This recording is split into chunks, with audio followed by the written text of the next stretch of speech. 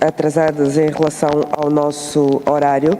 Vamos então dar início a mais uma sessão. Esta sessão vai falar sobre a estratégia da inteligência artificial para líderes, reposicionar África para um maior sucesso.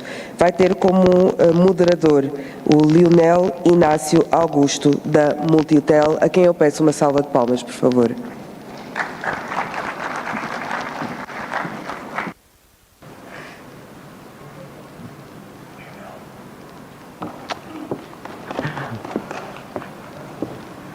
Obrigado, Dinamena. Minhas senhoras, meus senhores, Excelência. Ladies and gentlemen, Excellency Minister of the Republic of Zambia, Excellency Minister of the Republic of Namibia, distinguished invited guests, ladies and gentlemen. Welcome you all to this masterclass that's going to speak about one of the most challenging topics of nowadays. Before I continue, I'd like to everyone to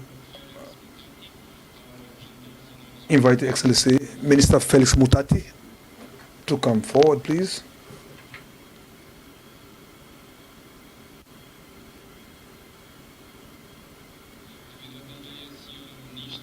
And invite also Minister Emma Theophilus from Namibia.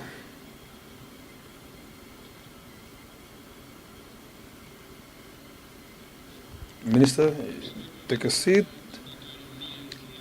And Madam Miriam Silmate, representative from ATU, as well as Dr. Faith Muzonza from Image Smart Cities.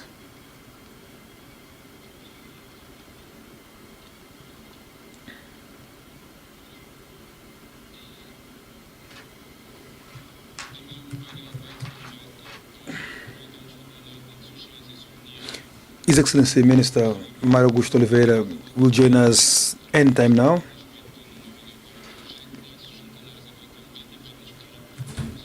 He has asked us to continue with the program. I'm Lionel Inácio Augusto, and it will be an honor to be the moderator of this forum in the next 57 minutes.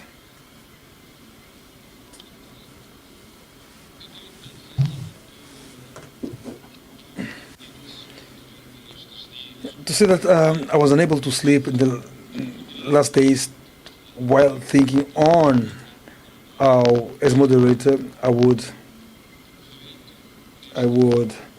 take advantage of this session and making sure that everyone here would have a session that will help us to understand the route that artificial intelligence in Africa is facing challenges.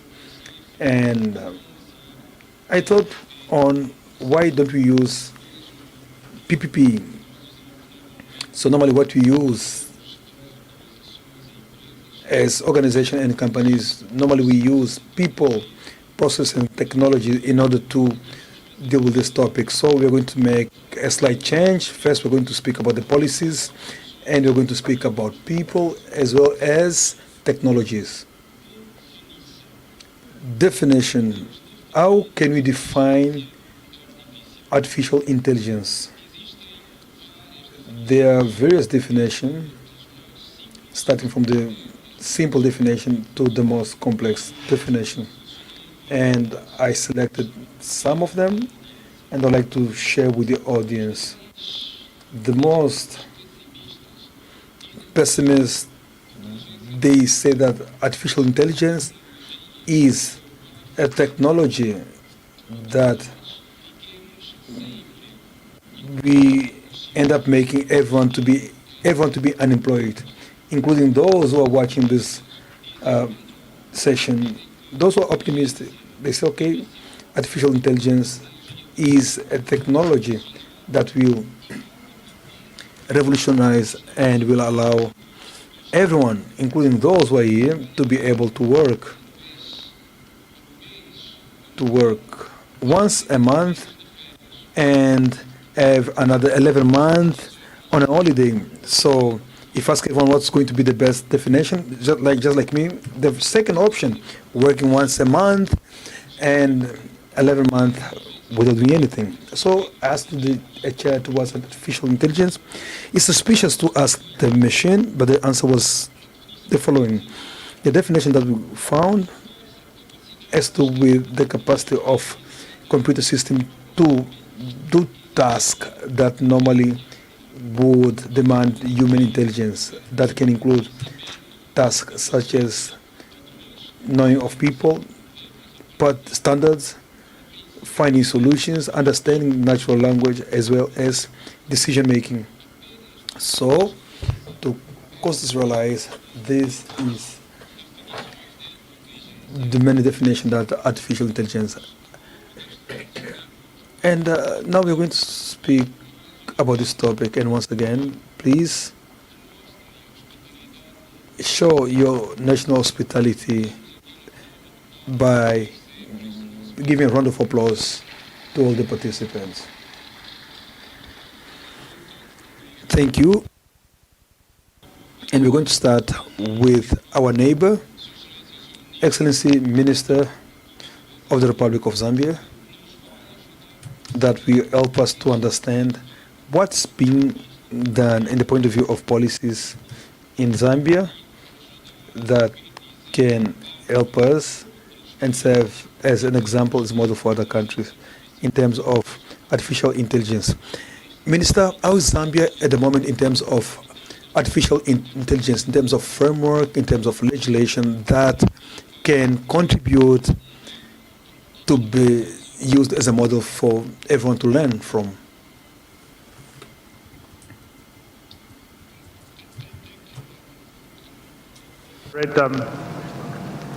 Last night we had a very good dinner, courtesy of Minister Mario, and I'm just fortunate that I'm on the stage with my colleague, the Minister Emma from Namibia, and an expert in AI, Faith.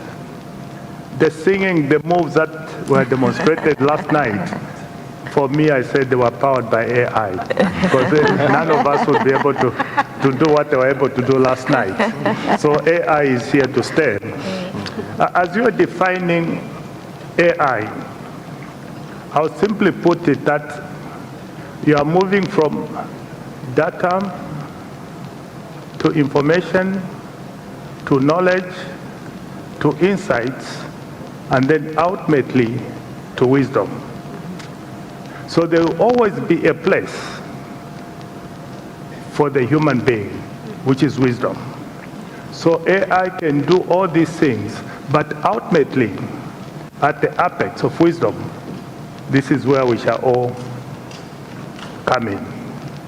So I just want to assure the audience that without AI, you'll still be in control. Number two, from the Zambia's perspective, the policy framework. 2 years ago, we carried out a digital analysis to inform our digital strategy. And that analysis told us that as a digital economy, we were at 54%. And therefore, we had lots of work. We still have lots of work to basically do. And having the strategy shaped up, we then moved to the next level to attack the building blocks of the strategy, including digital infrastructure as a key building block. So what did we do? In digital infrastructure, to support the landing of AI, we did our connectivity, some of which fiber from Angola. Number two, to support the private sector to invest. Last year, we removed all taxes for digital infrastructure investment, and therefore we had massive investment in data centers, because you need that in order to have a landing place for AI, and they continue to invest. The private sector also continues to invest As I speak now, we're about to connect by fiber to Mozambique because there are no taxes. So you need to have what we call the 3 I's then.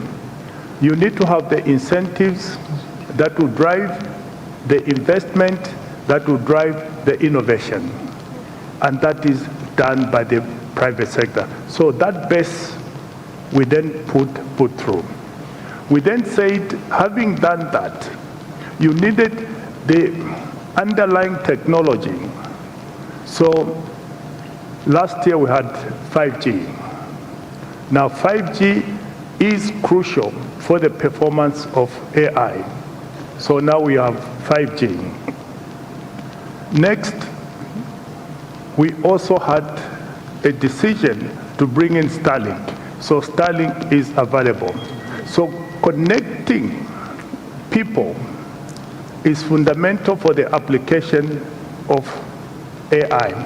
So now we have connected the people. Now what has that done? An example. In our mining sector, they are on 5G. We have the data centers. So now we have automated mining. What that means is that when you are drilling, you have precision. You are not wasting. Okay? So it's becoming cheaper, more efficient in terms of mining. That is supported by AI. Also in the issue of exploration, also powered by AI. But much more important at the people level is health and safety in our mining sector. With AI, if the driver of that 300-400 ton truck is dozing, AI will switch off the truck for health and safety. If there's another big truck coming in the opposite direction, AI will switch off the 2 trucks. So the point I'm making is that the power of AI is transformative. It's helping us, 1, to secure efficiency, 2, safety, 3, to reduce cost, and to improve the quality of decision. In one of the minings that we are exploring, it has cut down the exploration from 5 years to 2.5 years, 3 years max. So you can imagine the impact on the economy to land a mine in 3 years instead of 5. So you create your jobs, you create new opportunities, you create a new way of living. So for us, we're saying AI is like a train without brakes. So you either get out of its way or it will crash you. No matter what you do, it's unstoppable. So we are embracing the phenomena called AI from purely a policy perspective, creating the environment.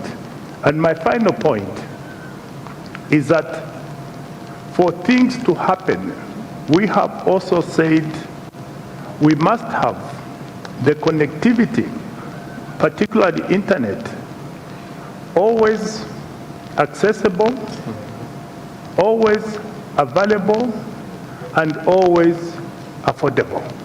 The 3 A's. Because that's when it's going to power and people are going to appreciate AI. So you have got to do some fundamental things from a government perspective to enable the citizen to be able to consume and appreciate AI. Remove the barriers, remove the fears.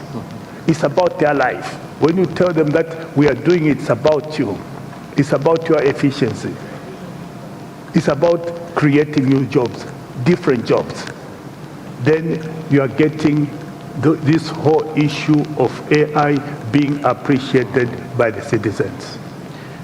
Muito obrigado, Sr. Ministro.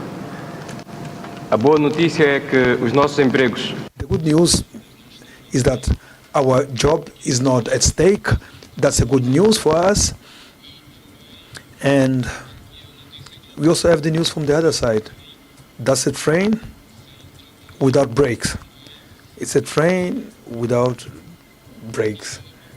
Minister Emma, do you share the same vision? So much. I fully agree with Minister Felix, and as he was talking, their journey is similar to ours. In one, embracing AI in the public sector, but also to make it possible for the private sector to use. And I say this because one, AI has the potential to improve decision making for politicians, such as myself and Minister Felix. If technology can help us put the resources in the right places, ensure we prioritize particular parts of the country over others depending on their needs, AI can tell us exactly where those pockets of needs are and for us to address them. Tax collection systems, we have seen that revenue collection across the continent is a challenge. AI can help us solve that. Minister Felix spoke about AI in mining. Namibia is also a very highly endowed country with natural resources. So mining is our second largest contributor to our GDP. So if we're able to have efficiencies and effectiveness in the way we do mining, with the support of AI, we're able to contribute greater revenue towards our coffers and to our GDP through mining and ensuring safety, health-wise, because we have, for example, uranium that we mine in Namibia. We mine lead, which is also quite, dangerous and corrosive. So we've seen in the past where we've had some mishaps around the mining of lead and the mining of uranium. AI can help us cut out any possible faults in ensuring that the safety of the mine is there, of the mine workers, but also the public around the mining areas. We also just discovered oil, and we're now drilling oil. AI will be very, very critical to ensure that we have clean energy in the way we drill our oil. Because Namibia now also has, a new industry called green hydrogen. And it's around clean energy and efficient ways of actually mining our natural resources. So now I've discovered oil. In the drilling of the oil, we want to use technology and particularly AI to ensure that we're able to balance, natural resources of oil, but also extracting them in a clean manner. So from our end, of course, policy needs to guide and create a conducive environment for AI to be, to be able to actually do its job and to be able to harness the potential of skills development, of health education. And there are concerns around ethics, for example, because AI, especially today, if we talk about, one, the programmers of AI, who are they? Where are they in the world? Are many of them on the African continent? Would there be biases against race, gender, age? All of those have to be taken into consideration. So who are the programmers of AI, and what are we doing as policymakers to ensure that we have actually platforms for African innovators, African entrepreneurs, African programmers and researchers to come on board and come up with the applications that will drive artificial intelligence. Two, language. How many of these applications and programs are in our vernacular languages on the African continent? Is it only going to be in English, maybe Chinese, European languages? Where are the languages of Africa in all of this to drive AI that responds to the needs of the African population? Gender. Are we ensuring that the programming of artificial intelligence programs do not cut out the ordinary black African woman who's in the rural area? Is she accommodated for an AI solution that speaks to her needs, or is that only set up for some, strata of society that has some level of access to artificial intelligence and technology? So there's so many questions. So we need, one, to ensure we have guiding principles as policymakers, that we guide private sector, because like I said yesterday, as government and states, our bottom line is people, not profit. And if you solely allow it to those who profit to drive the AI agenda, there will be many people left behind. So politicians and as policymakers, our role is to ensure, one, there's an enabling environment to ensure innovation happens. AI must do its job. It must make our life easier through the financial services, education, health, tax collection, you name it. But certain, certain groupings of society cannot be left behind. And that is our role to ensure that there's legislation in place, strategies, policies, and regulation that will not inhibit innovation, but will ensure the protection of rights and the protection of interests of the people at the end of the day. So Minister Felix really talked about some of the things I wanted to frame, but I think that was important to bring into the fold about how AI can be both an enabler and not one that will impede on the rights of our citizens. Obrigado, Sra. Ministra. Eu voltava... Thank you, Honorable Minister. I'll go back to Minister Felix on the issue of regulatory aspects. What is actually being done? Because this issue has to do with the challenges that have to do with the safety and security, data protection. In terms of regulation, what has Zambia and Namibia been doing in order to ensure that the founding elements or rights of citizens are not violated due to the use of a technology that is very beneficial, but as per the minister, if it's used in a different manner, there will be different impacts. It's a two-edged sword. So what has been done in Zambia, and then we are going to give the floor to Honorable Minister for Namibia. I think the key thing is not to fear. Let me start with the positive. Creating an enabling environment that allows for innovation, for entrepreneurship, for creating jobs. So we are creating what we're calling a startup bill to support young boys and girls to be able to transform their lives. So that is crucial so that they can use AI in their innovations, in their fortunes. That is a positive. Two, we have a Data Protection Act. Now we have a data commissioner who has been appointed to deal with all those things dealing with data issues, etc., etc. But we must realize that the boundaries of data are very thin. You go in a shop, your data is there. So sometimes we overemphasize this issue of protection. What is it that you're protecting? Because it's available everywhere. Booking a hotel, your entire data is there. So we have to ensure that it's the use of the data where the regulation, even in Zambia, we are passing regulation around the use of data to maintain privacy. So that we are doing, it's important, particularly at the level of privacy. Okay. So yes, regulation is important. But equally important is lifting up the literacy and skills of our people to be able to understand what they need to know. So deliberately, when we did our analysis, we found that the level of skills and literacy in Zambia from a digital perspective was only 34%.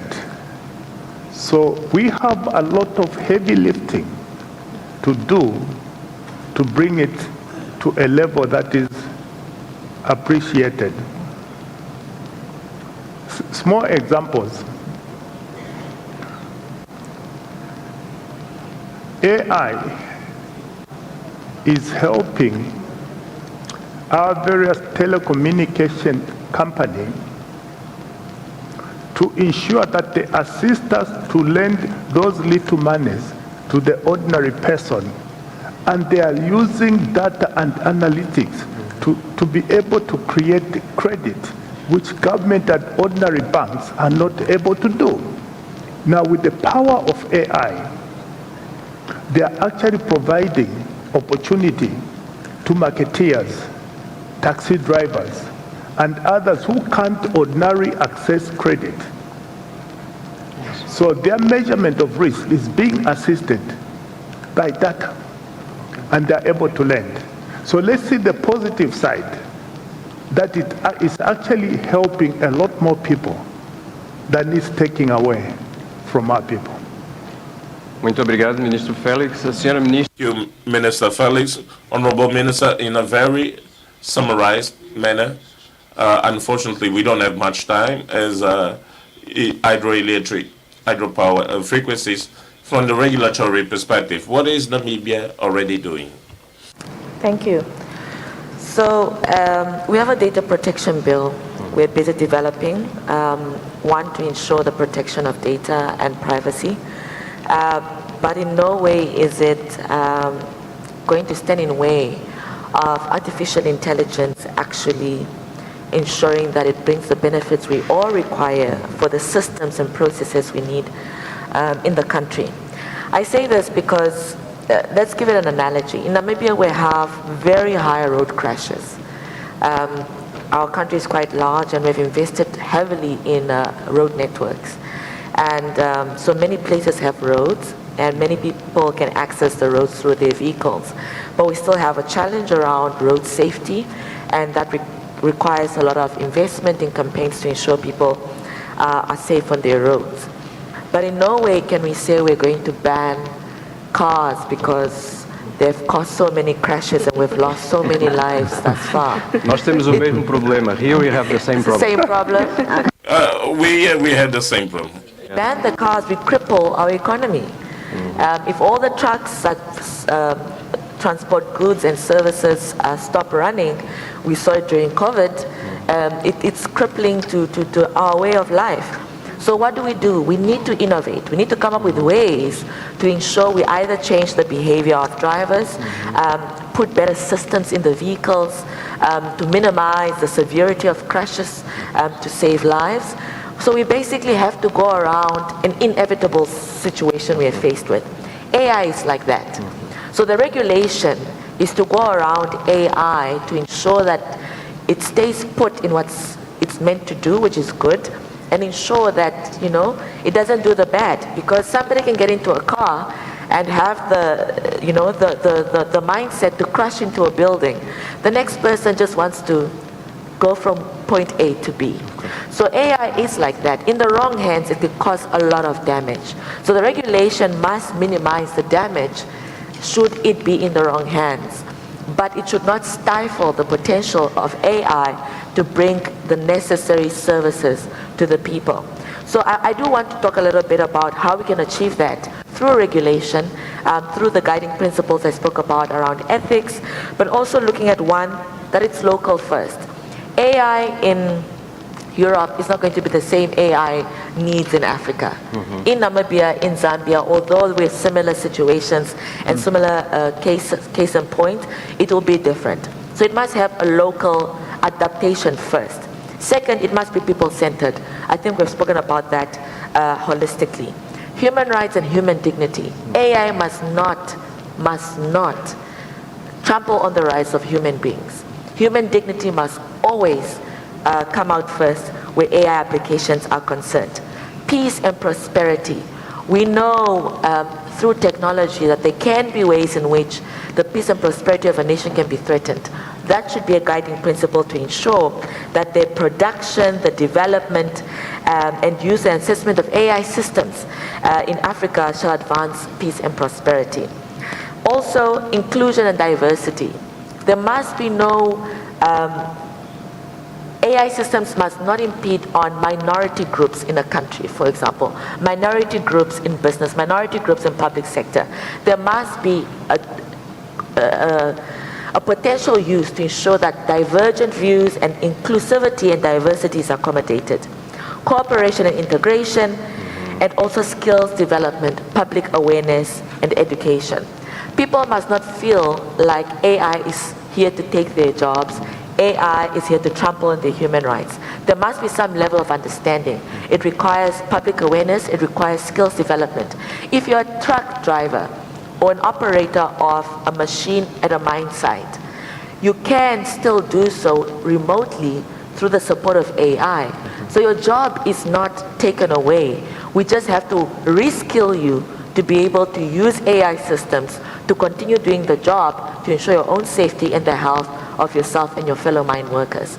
So we can rephrase this notion of fear and distrust around technology and AI by ensuring people fully understand its use cases, but also people must be willing to be reskilled and get new ways of running systems by ensuring we get the education to them so that their jobs are not taken away, but actually enhanced to ensure they're able to work in the new age of the train of AI that has no brakes and that we can't stop at this point in time. Muito obrigado, Thank Sra. you. Ministra. Vamos agora passar. Thank you, Honorable Minister. Let us move on to the next pillar. And also get Mr. Felix aspects which has to do with infrastructure. And once again, we'd like to thank the presence of Dr. Miriam Suleimani and ask her very quickly to introduce ITU. What is ITU? So our audience can understand what is the role it plays, and we'll continue focusing on the topic of infrastructures. How is Africa in terms of power infrastructure and telecommunications infrastructure on the other?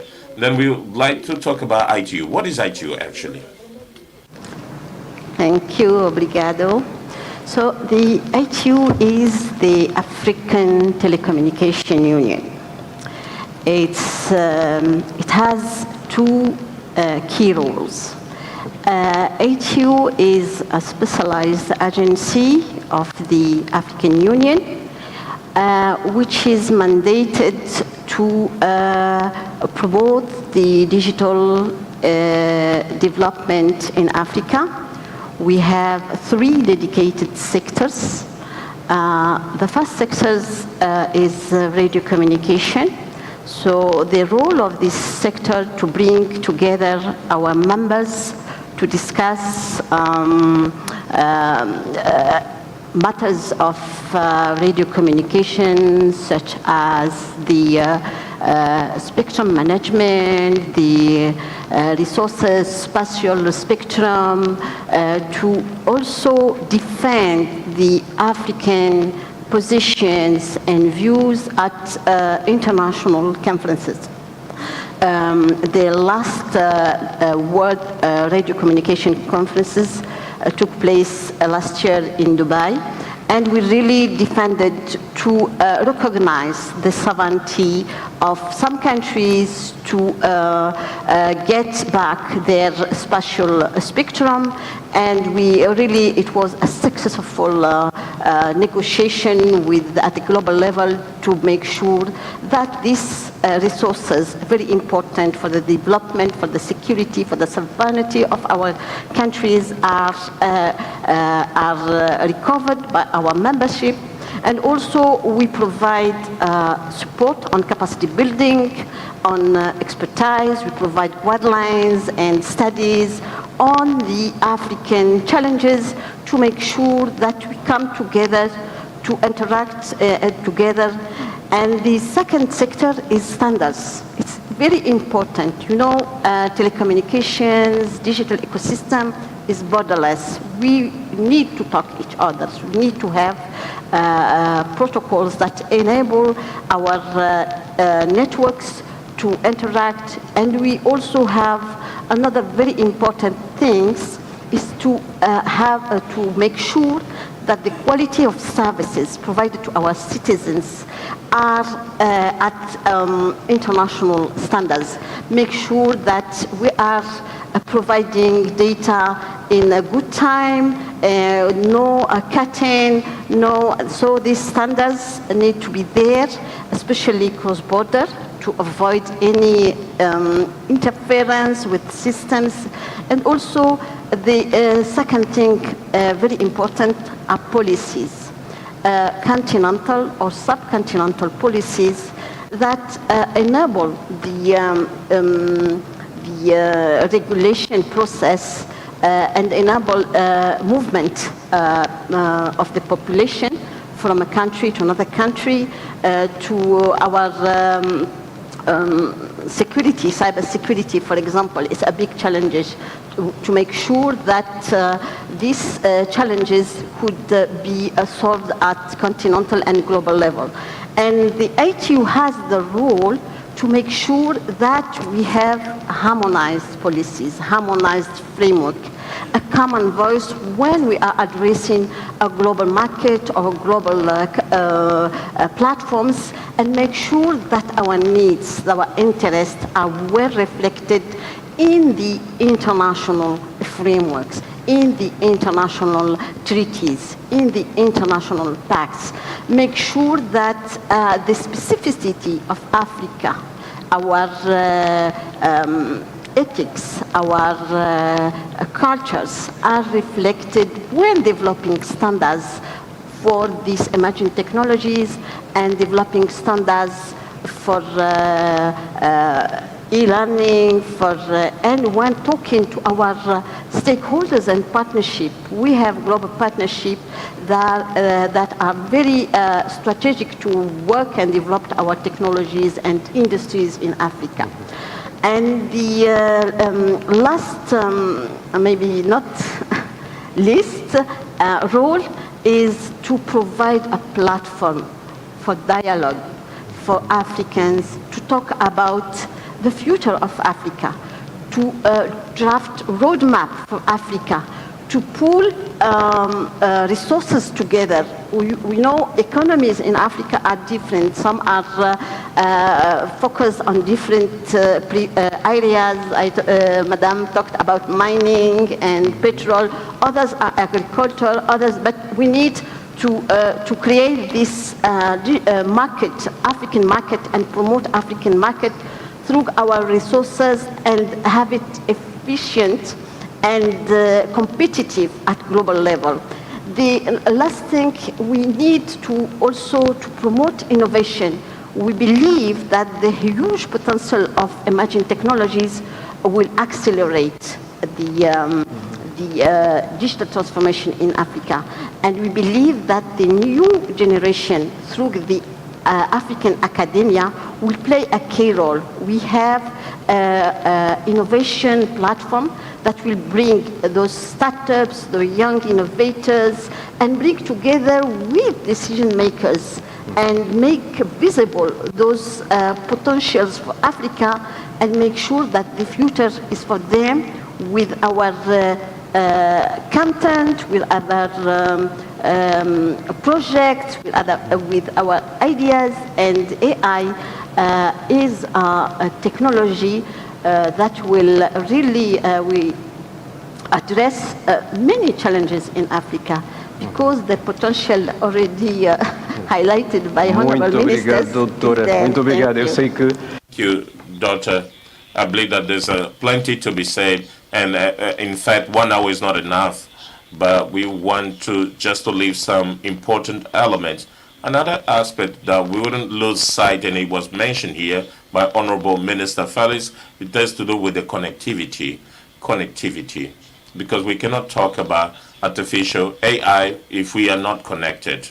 And some figures actually draw our attention on what is happening in Africa. Regardless, all progress achieved, but some reports point out to a coverage between 50% in terms of number of subscribers. And this is if we are only to look at the sub-Saharan Africa. In your opinion, and here I have to give the floor to Dr. Faith, what else can be done in order to accelerate and improve penetration rates for each of the countries, and in this way having more connected people? Because if we are to do so, then we'll be talking about innovation, because we'll be giving this opportunity for these people to use technology, to use artificial intelligence in their favor. What do you feel can actually be done from the penetration rate perspective and a connectivity. What else can be done? Cannot do, we cannot succeed without promoting awareness.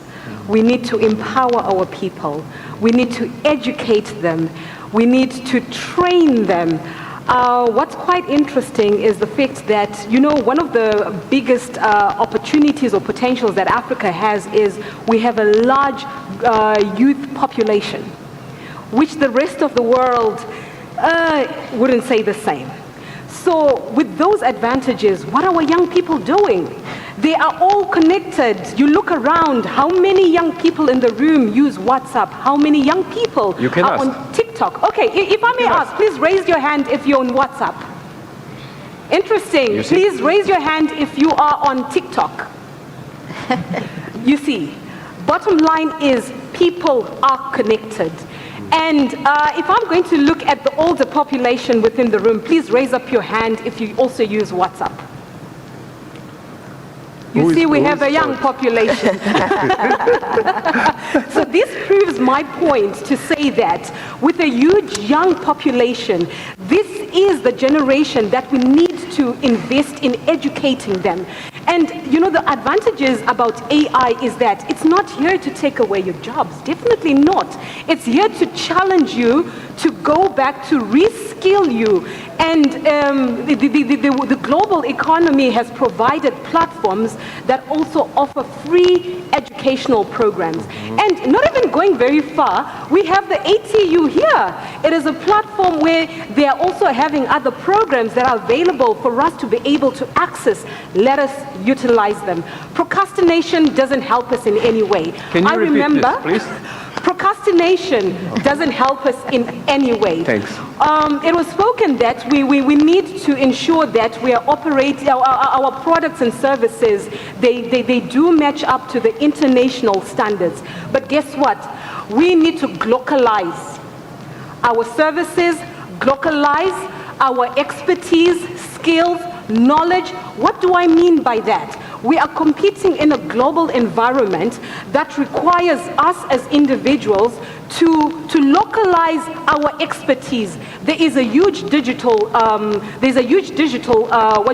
skills gap at the moment here in Africa, as what my honorable has just said, to say about 34%, and in some other countries it's probably lower than that. And what are we doing about that? This is the opportunity. This is the time. Go back. I never imagined that I could actually learn about AI, about big data, about spectrum, by the way. I come from the financial services sector. But guess what? It's about time. It's about commitment. It's about you giving in the effort to go and learn and reskill. And when we're looking at the policies that are available, in the educational sector, are they enablers to ensure that, you know, these new technologies are easily accessible to our people? I believe this is the time for us to go back and relook at the skills that we have. And while I'm at this point, something was mentioned by Honorable Emma, where she said that you may be a truck driver, and probably in the next couple of months or years, you may not necessarily need to be behind the wheel, but you can do that in the comfort of your home, and all you're using is just a gadget to maneuver and redirect the vehicle. But for you to be able to get there and remain relevant, what are you doing? So I believe this is a challenge to each individual. We may want to look at it at a national level, at a continental level, but it goes back to us as individuals. This is a challenge to companies to ensure that we have a buy-in of a culture of continuous learning where we educate, we skill our people. And even to go further, when we look at the underserved communities, they too deserve. They need to be included. There is no way anyone can create, can design a product or a service for women when you do not understand the language, when you do not understand the actual needs of women. You need to include them as well. So as was also mentioned, a lot of these digital or technologies that are being developed. We've got developers who are out there. What is Africa doing? And I'm going to challenge the governments today to say, it is high time that we come together, the government, private sector, companies, individuals who have new ideas. This is the new creative environment. We have to come together, create R&D facilities. We need to come together, even just a room. Sometimes you just need to put a board and say, people, here's a sticky note. Just stick all your ideas on this little board. And by the end of the day, you will be amazed at the amount of ideas that are coming up. And take another step forward. For example, bring the healthcare sector here and ask them, what are the challenges that you're facing? They will give you a full list of bottlenecks, of challenges that they're facing. And guess what? Pull out all the young people, experts, professionals, put them in one room and say, no one is leaving this room until we have a solution. Wow. So it's a collective action that we need to take. It is not time for us to be sleeping anymore, but it is a time Can you for repeat, us. please? It is not a Because it's moment. lunchtime already. Can you just repeat? Please do forgive me. It is a moment Okay. where we need to wake up as Africa. We have this advantage, as I said earlier on. We have a young, growing population. And guess what? The mind is humongous. I'm not a health professional, but what I do understand is that our minds are so big to accommodate any new learnings, provided you are willing. And if we are willing, guess what? We can go very far. So this is the time for us to be able to empower, to equip, to reevaluate our skills, and to bring in new ideas and equip ourselves, because the journey that is ahead is very competitive. And as Africa, are we ready? Guess what? Yes, we are ready. We have the resources, we have the people. All we need is people to come together and we move and jump onto this bandwagon, this unstoppable train. We have the capacity. But I think sometimes it's about the encouragement. Yes. I saw a little girl, she grew up in the rural areas, had no idea, no clue of what the bigger world looks like.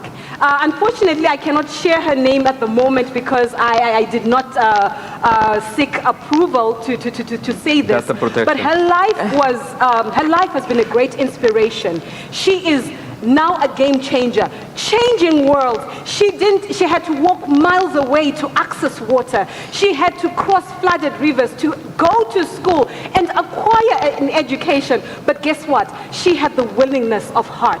Do you have the willingness of heart to be able to learn new skills? Do you have the mindset to say, okay, fine, this is where we are as Africa. We are challenged, but guess what? We can get out of the Pandora box and think out of the box, and we can even develop much more bigger things. And it's quite encouraging to learn that Africans are even doing bigger things out there in the world. Let us continue the legacy of learning, because I believe we can. Faith, uma das minhas preocupações. One of our major concerns whenever I talk about artificial intelligence, and this has to do with the financial and investment topic. At the beginning, there was a $1 billion investment. That was very little, $1 billion. Very recently, there was a $10 billion investment. And if you had to get your words, what I can understand is that it's not just a matter of financial investment, right? It's always easy for us to embrace new ideas and then we attach it with the financial cost. And it's quite easy for us to then put it at the back burner and do nothing about it. But I am encouraged when I have learned that with the coming in of AI, and it's not just the financial. AI and all these other technologies that are coming in, they are coming in to reduce the costs. Because when you look at the long-term vision, you will realize that costs are being reduced from a national level and being reduced from a consumer perspective as well, so that services, products can become much more easily accessible and usable as well. And I also want to add on to say that some of the learnings that I've spoken about, some of the courses or programs that are available, they are there for free. They are there for free. There are courses. Google has been promoting free programs on coding, on data analytics. There are other platforms like Allison, Coursera, which is accessible to everyone in the world. And guess what? They're available for free. What are you doing? Thank you so much. Infelizmente o tempo. Fortunately, we are really running out of time, and the Nigerian is trying to chase us out. But I would like to conclude by giving opportunity for at least 2 questions, and after we go to the final remarks and 1 minute for each speaker. So, is there anyone who's got a question? Okay, please. I'd like to have one speaker from the left and the other from the right. Yes, you can stand and ask your question.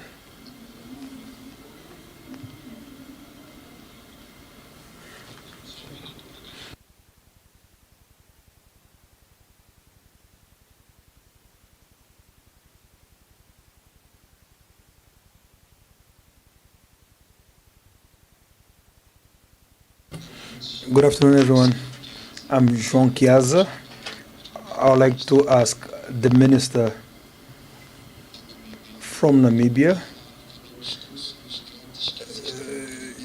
The minister spoke about various courses free of charge that exist and a lot of platforms, because we believe that we should increase our level of literacy. So my question is, how can a free of charge course that a young man can do can change the course of Africa if you don't have a state strategy or strategy of the government, so that that young man or that young girl can do a guided course? So my question is, how can a course free of charge can change the course of Africa without being guided by the state?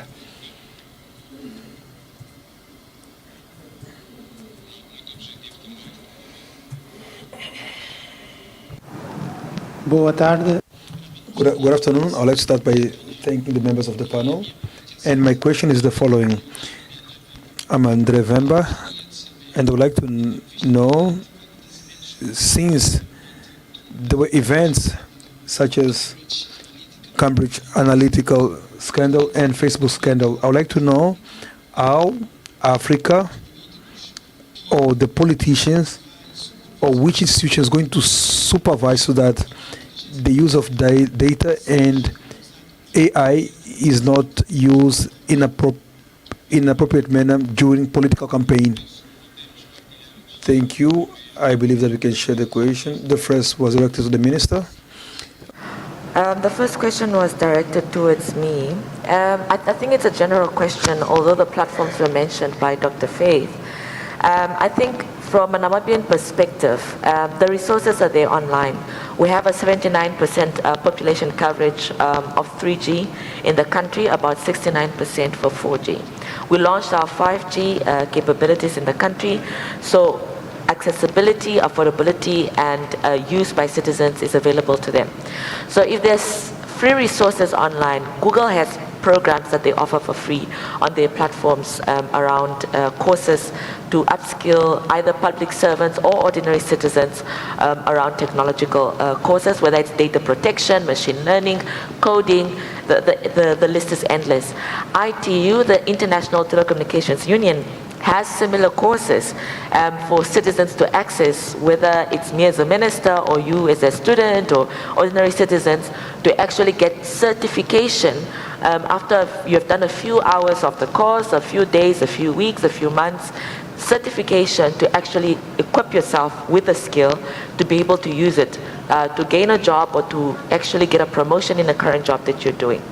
Another course is available by Diplo Foundation. We've worked with them in Namibia as well to upskill young people.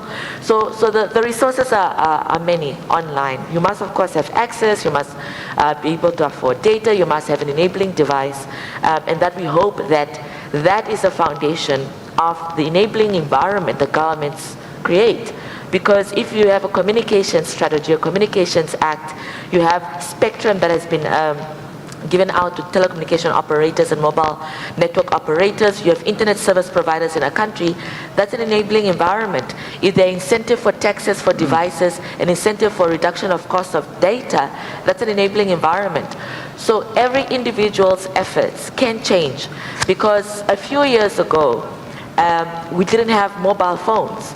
But today, government services are available through mobile phones, and you can save the cost of somebody driving, hitchhiking, or getting transportation from a place in their village and traveling 60 to 100 kilometers to get a government service. You are saving somebody's money in the pocket. You are making sure a service is getting to them at their doorstep in their household, and ensuring that the economy continues to function 24/7. Even when people are asleep, it continues to function because you can get the service on your mobile phone at any time, at any given moment. So I think that is how it can gradually change. And change doesn't happen overnight. It takes some time. It does take some paradigm shift, but it does change and it does improve citizens' ability to gain services and improve their lives. The second question on how Africa is supervising. I attended an online meeting of the African Union Commission yesterday afternoon online, the Specialized Technical Committee on Communication and ICTs. This is where the convergence of ministers on the African continent continuously talk about issues around communications and ICTs. And there has been a draft, there is a draft African AI strategy that has been drafted by the Specialized Committee of ICT Ministers that will go then to the AU Summit in the near future. There's a specialized AI strategy around every sector, financial sector, around AI in health, AI in education, AI in logistics, AI in transportation. All of that is being developed at the African Union level. There are proposals to have, for example, an AI Ethics Council or AI Ethics Board to look at AI ethics on the continent. An AI Council to look at the production of semiconductors, of skills, of programmers, of research, literally converging public sector, private sector, and academia to drive an African AI position so that we all speak with one voice. So this is one way we can look at those programmers across the world and how they interact with our very youth population in the near future on how we can protect our citizens where AI is concerned. So briefly, I'll respond on that. Thank you. Senhor Ministro Felix. Minister Felix, Africa is a population that's mainly youth. As a father, what's the recommendation that you have for the youth here at the audience, for children at home? What's the advice that you leave so that no one is left behind or out of the train? Simple and straightforward. For the youths, failure is not a destination. Failure is an opportunity to start again. That is the way they should take it. A young boy failed in my country what we call grade 12. He failed mathematics. He started again. He has developed an AI application that can solve any mathematical problem. So failure is not a destination. It's an opportunity for our young people to start again. Second, whatever you want to find, wherever it is, just ask AI. Just ask it. It will tell you where to find it. So, young people, you are existing at a time where there are limitless opportunity, and the answer is simple. An old man, and there's a proverb in South Africa, A little boy goes to the old mama and says, "Is the butterfly in my hands dead or alive?" The old man says to the kid that the answer lies in your hands. That's where the answer is. So the answer, young boys and girls, is in your hands. Thank you. Thank you so much. 30 segundos, doutor. 30 second, Dr. Miriam, just to conclude. Your last words for today. Thank you. My last word is just to say that the future is ours, is for our children and kids, and AI is a huge opportunity to bridge the gap.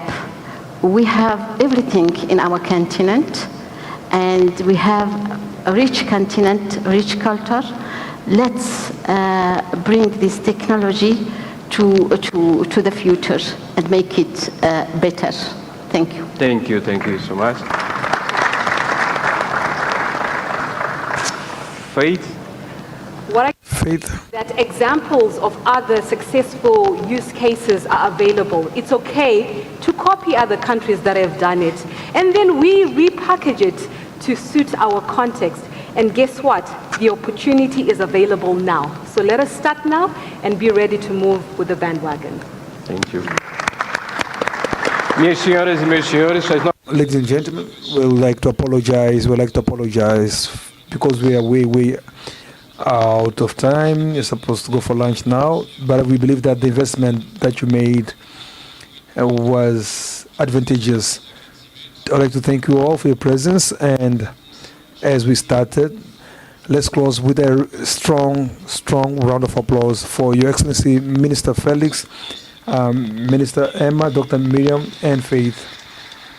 Thank you very much for your attention. Obrigada. Obrigada.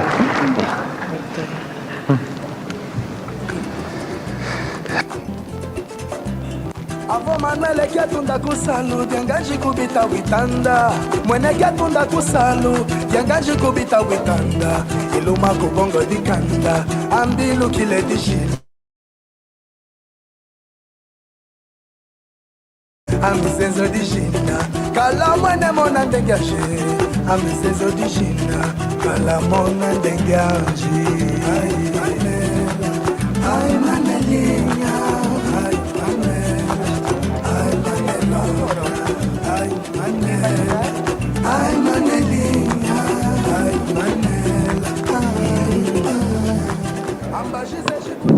Muito obrigada ao nosso moderador e também a todos os intervenientes. Nós vamos agora fazer uma breve pausa para o almoço. Às 14h30 voltamos aqui para a próxima palestra. Obrigada.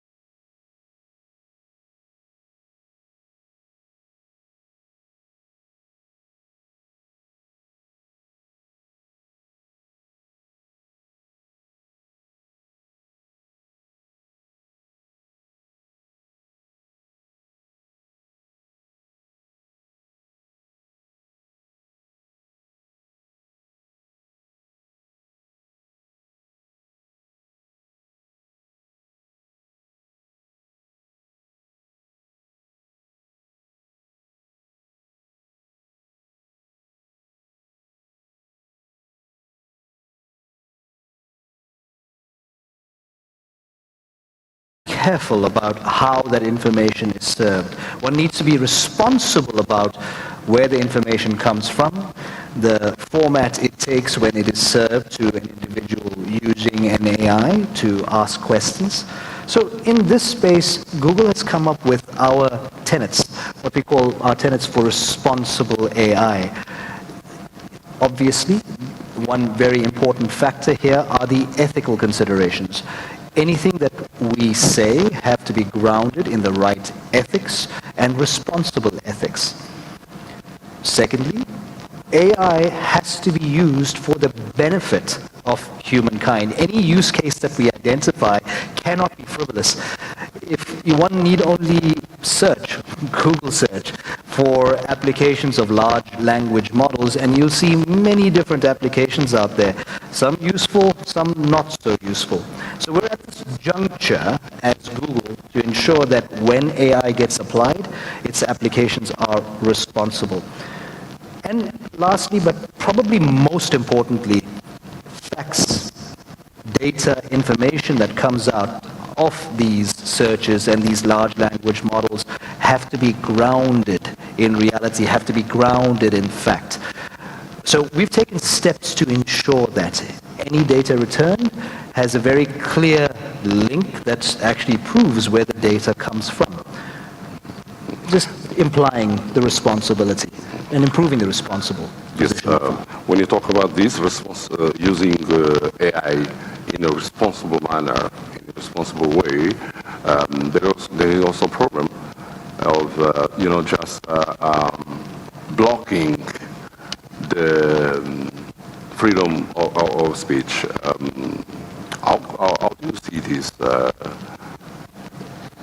regulation for the social media or for AI, for instance, and also the issue of trying to not allow the freedoms, which is one of the human rights? Daniel, please. Yes, so look, I think the balancing act that I referred to earlier applies here again.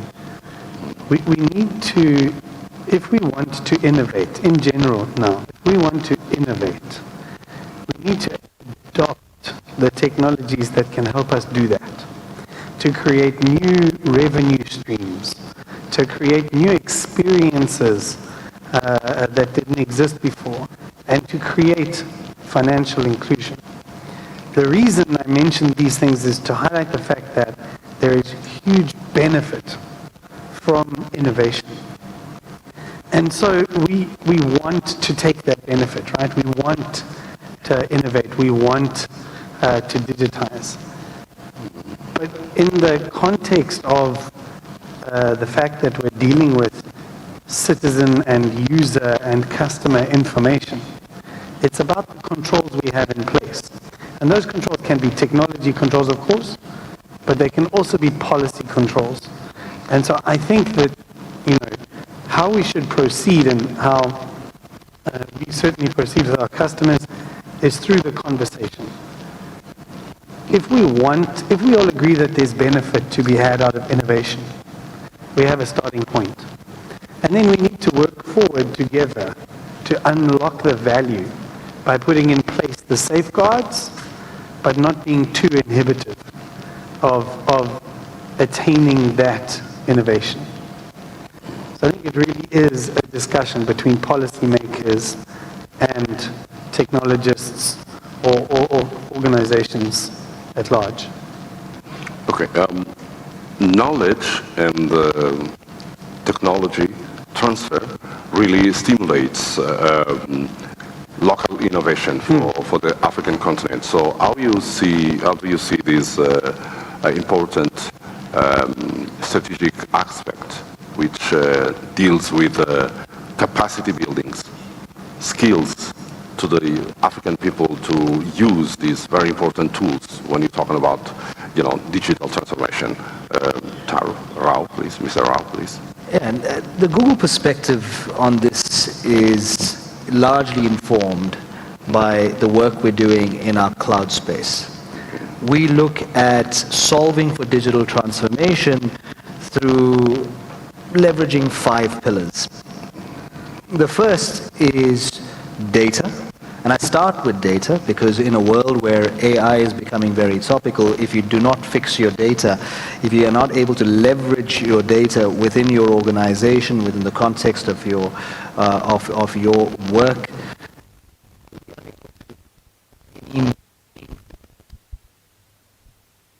as artificial intelligence is concerned. So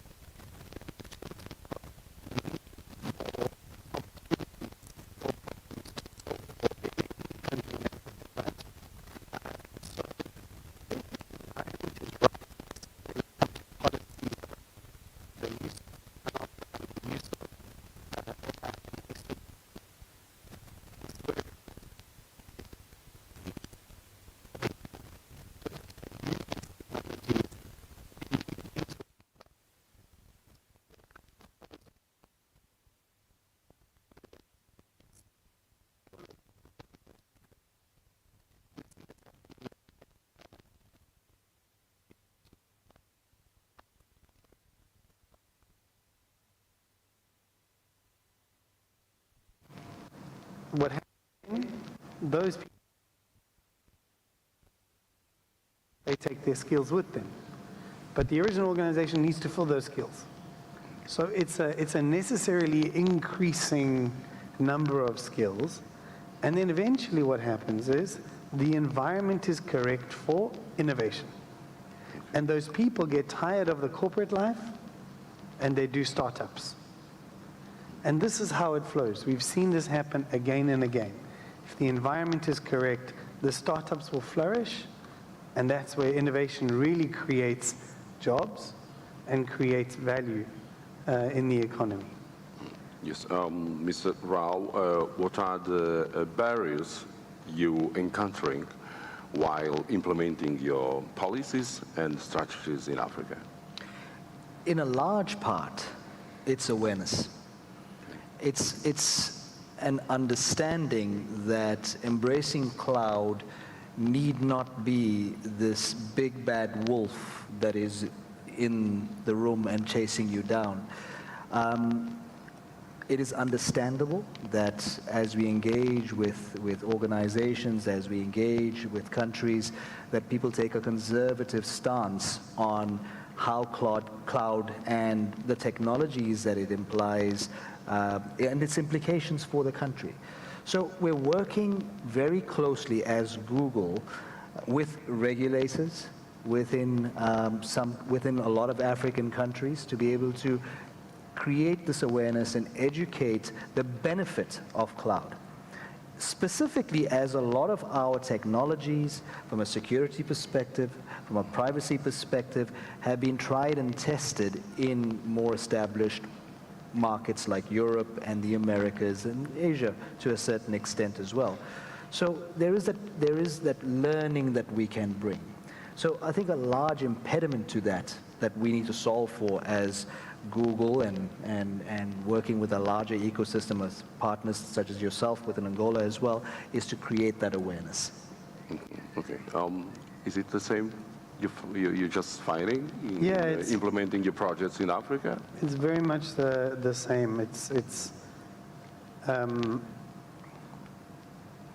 Somebody said this to me yesterday. How do you eat an elephant? One bite at a time. And I think identifying opportunity. When it's about an African elephant, it's a huge one. It's a giant elephant. Exactly. So it's impossible to eat at once, right? Many small bites. And I think the reality is that trying to solve for the whole problem at once is very hard and will take a long time. Rather, let's start somewhere small. You know? Maybe we come back on stage next year and you ask about the numbers again. Right? And we say, how many people have we, to Tarun's point, enabled? Have we created awareness about our programs, our technologies, our capabilities? And I think we will have a different discussion next year. Because our intention, you know, as Africa Digital Group, we're here in Angola. We want to build those skills. We want to help drive this digital transformation.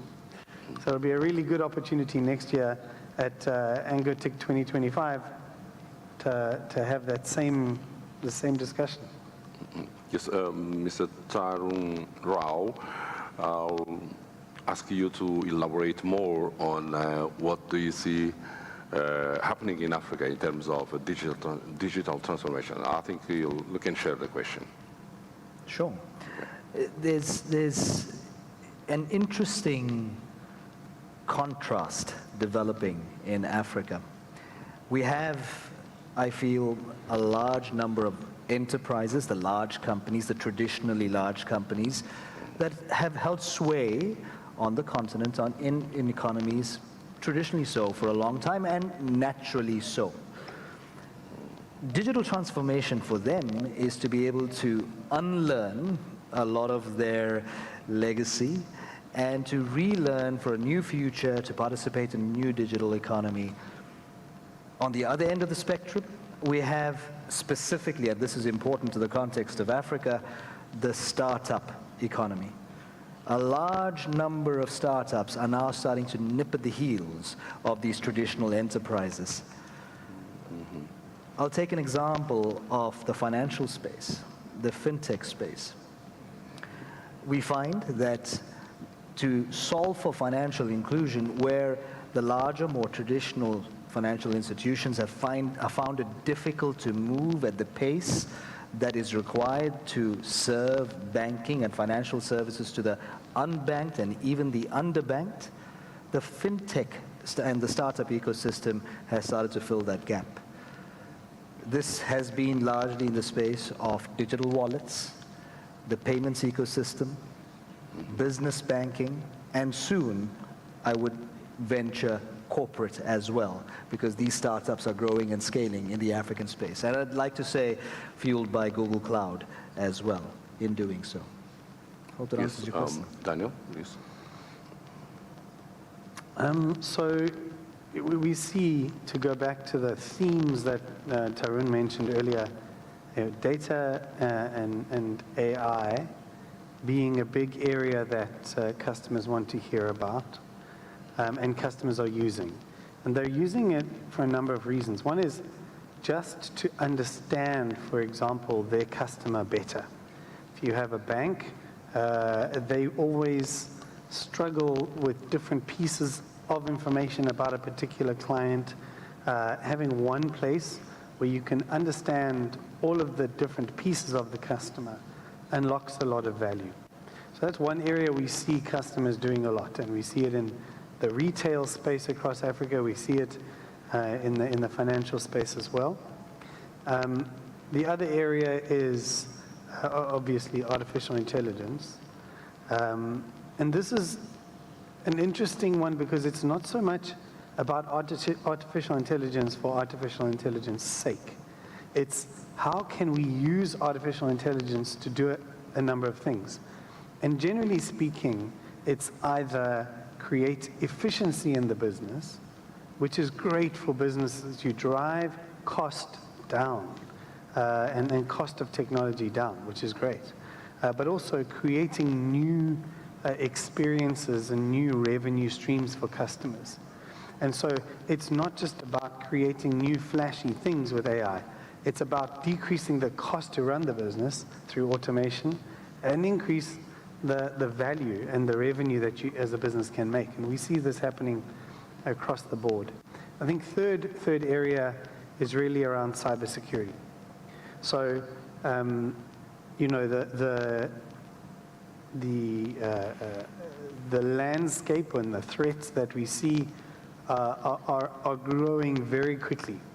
And the best way to address these is with the use of technology. So digital transformation in that context is critical. It's not a nice to have. It's absolutely necessary to embrace technology to be able to address the volume of threats, the type of threats that are evolving over time. And so, you know, these are the areas that we're working on. We work with government entities, we work with commercial sector entities, large and small, in these three areas, generally speaking, around digital transformation. Yes, Mr. Tarun mentioned about the need of responsible and ethics use of AI. So, as we know, this AI revolution is one of the things that excites the youth. So how do you see the need of training of cybersecurity specialists in the continent? Yes, Mr. Towers. Again, a very important question, and I'm hoping it deserves important consideration as well.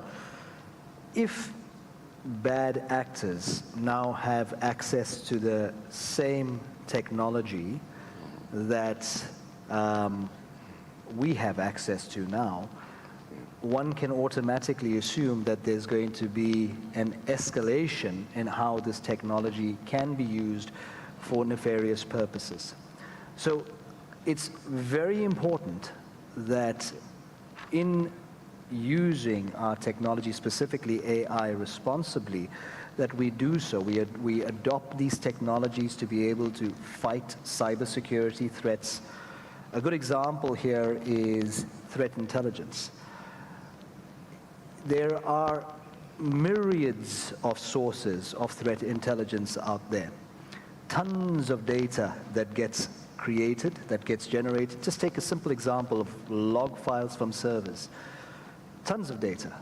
It's going to take a human being a copious amount of time to analyze that data, identify a threat, and potentially action it. Now, if a bad actor on the other end is using AI and technology,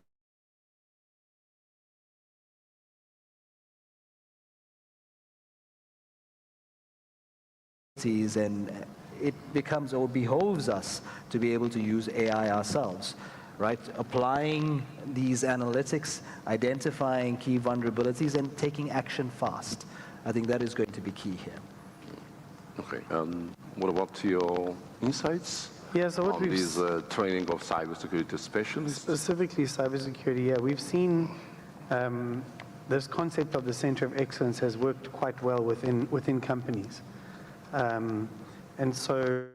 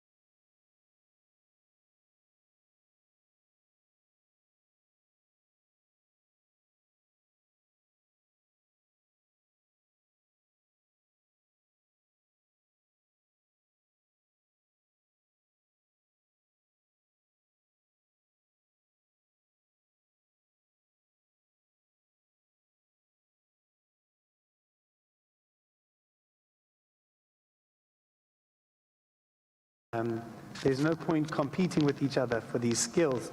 We can build them together and all benefit from them in that way. Thank you. We'll just allow 2 questions from the audience. If anyone has a question, we'll allow 2 questions. Yes, I can see there someone. I said 2, and then we have 3. Okay, all right. Let's take them. Okay, 3 questions. I can see raising hands. Okay, start with you, this side. On our right side, yes, just here in the 2nd row, I guess. Yes. Can you ask your questions, please? Your question, just 1 question per each.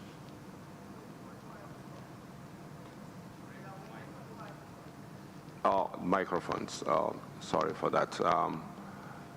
Maybe, so we need the support of the technician team to provide a microphone for the participants.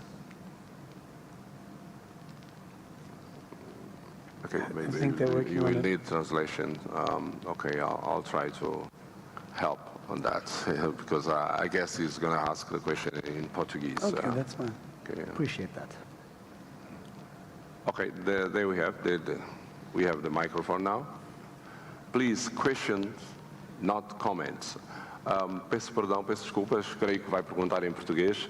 Agradeço que coloquem mesmo perguntas e não façam comentários, que sejam telegráficos nas questões que vão colocar. São 3 questões que nós vamos aceitar, vamos acolher aqui para os representantes do painel. A primeira pessoa que levantou a mão é exatamente sim, ok? Faz favor o seu nome e a pergunta. I can ask in English. In English, okay. No All right. problem. My name is Paulino Mwamba, and I have a question for Mr. The one is in the middle from the Google. Okay. Based on the investment that the CEO has made for Africa, and aligned with the ANGOTIC's motto for this year, which is digitize, connect, and innovate.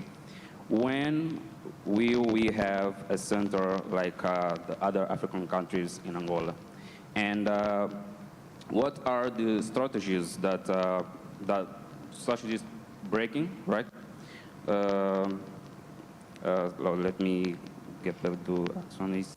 We said just one question. This is the second question. Yeah. Strategies for breaking through the connection challenges and breaking down this project to the remote communities, given that the number of users in other provinces is quite small. That is my question. Thank you for the question. Can you just take first the questions and then your... Oh, sure. Okay. Is it possible? We can do that, yeah. Will you memorize? You trust you We'll try my best, yes. So when we keep getting old, Yes, we, you are right. we keep also forgetting things. All right. Segunda pergunta, se faz favor. Pois, o senhor que levantou a mão aqui do meio, devia ser. Ok. Faz favor. Okay. We also ask in English. Oh, all right. Perfect. My question will be for the representative of Google. As you told, you say that the most use of Google Cloud come here in Africa. I wanna understand how can you explain about this? Because we are develop our infrastructure.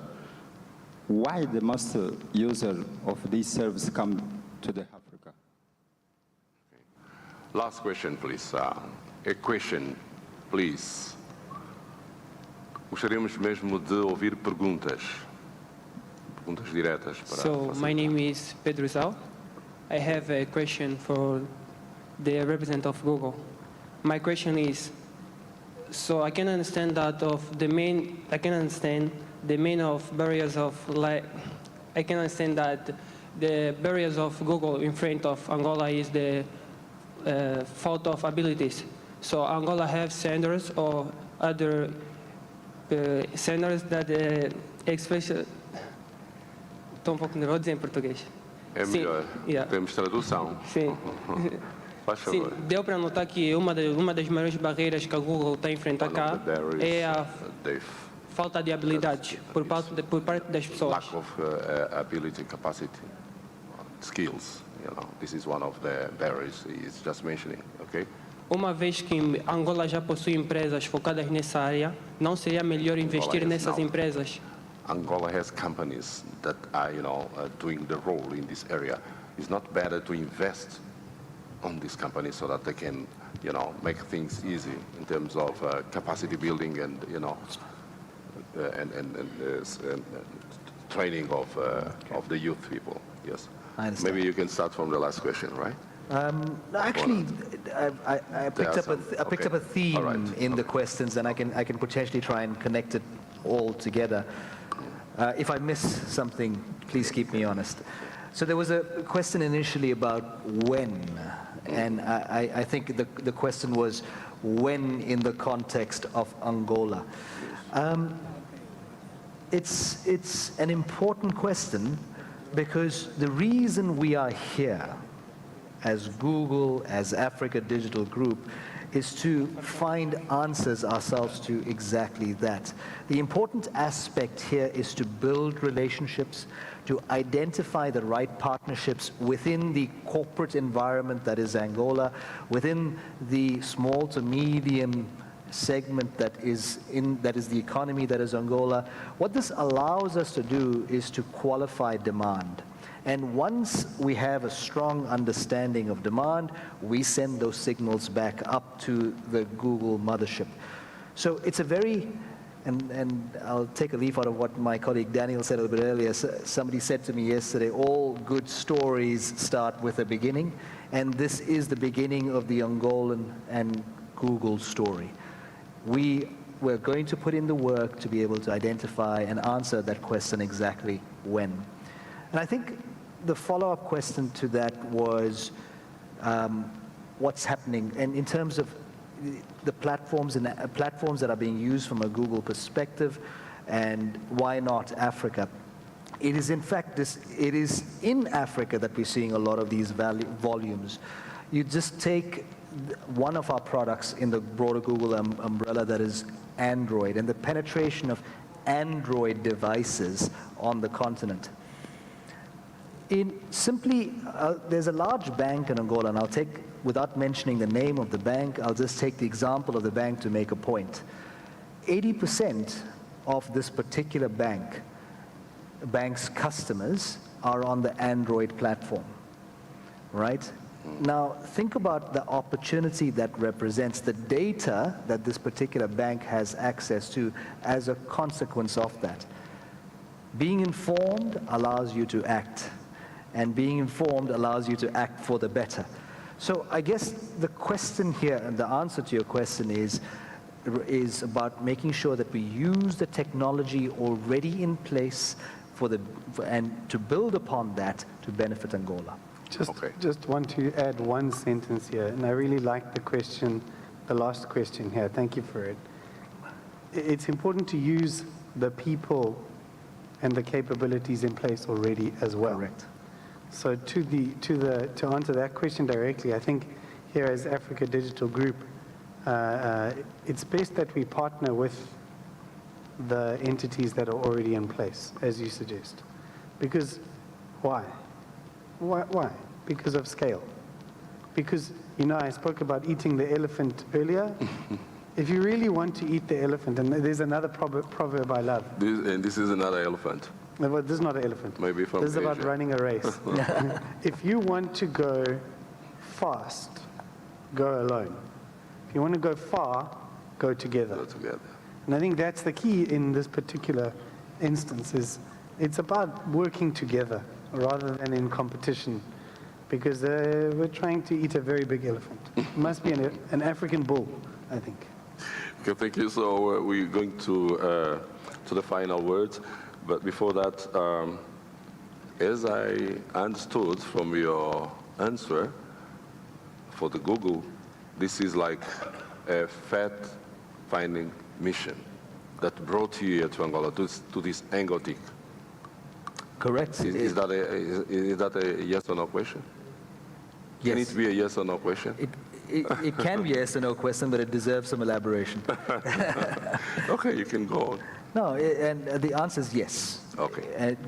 This is not Google's first entry into Angola, but as some of the key individuals looking to make a difference in this space and bring Google Cloud and as a consequence digital transformation to Angola, yes, this is a fact-finding mission. And a lot more work needs to happen, as my friend Daniel mentioned, together to be able to establish that win.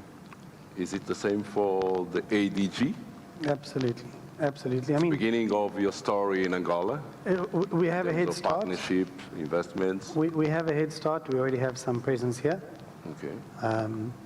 I'd like to say we convinced Google to come here, but that's not really true. Again, we're partners. We see an opportunity here, and Google does too. So we're going to work together. And I really think we should have this same discussion in 1 year. In 1 year? Yeah. You mean in next ANGOTIC? Yes, and we have a review. Okay, our minister is there, he's just taking notes. Okay, very good. Okay, so very good. It's just a commitment. Very good. I'll be All back. right. Okay. Yes, let's go to the final word, starting with 30 seconds for Mr. Tarun Rao from Google Cloud Africa. Thank you. Final word. I'll start my ending by saying it's a privilege to be here. I think you had positioned our presence here as a fact-finding mission, yes. But more importantly, from a Google perspective, what I find important is to seek like-minded people, like-minded partnerships through which we can build together for Angola. Thank you. Mr. Daniel? Yeah, I think in closing, my summary is there is a lot of opportunity here in Angola. There is a lot of desire to do things, to innovate. And I think we're here to build, and we're here to really drive meaningful change and impact here in Angola. Okay, let's see as highlights of this panel, we have digital strategies can be more accessible by building centers of excellence in Angola, or we're talking about African context, especially to target digital economy. And we have also one of the points raised, the need of data protection, and especially for the infrastructure, capacity building needed. Also trying to connect, digitalize, and innovate in very high level, taking into account the youth, responsibility in the use of AI. There is a need of responsible AI and responsible ethics. AI should be used for the benefit of human beings. That's one of the points. And to conclude, for the Google, this is a beginning of Angolan Google story. Thank you very much. So we've come to the end of the panel, and I'll ask applause to my panelists. Thank you. Thank you. Thank you very much. Thank you. Yes. Thank you. Okay, let's have a picture, family picture. So, yes. I don't know. So, you can say. Podes anunciar. Já a tua parte. A parte da minha cerimónia. Muito obrigada, senhores. Thank you, gentlemen. You can now take your seats. Thank you.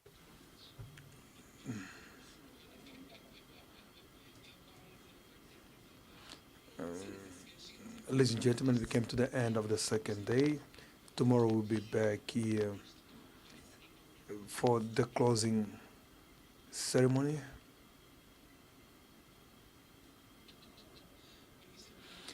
The minister would like to shake the hands of the participants. Tomorrow will be here for the closing ceremony. That's going to be for the third and last day of ANGOTIC 2024. Thank you very much. Have a good day. And we are going to start now with parallel session in every room here and at HCTA. Thank you very much for your attention.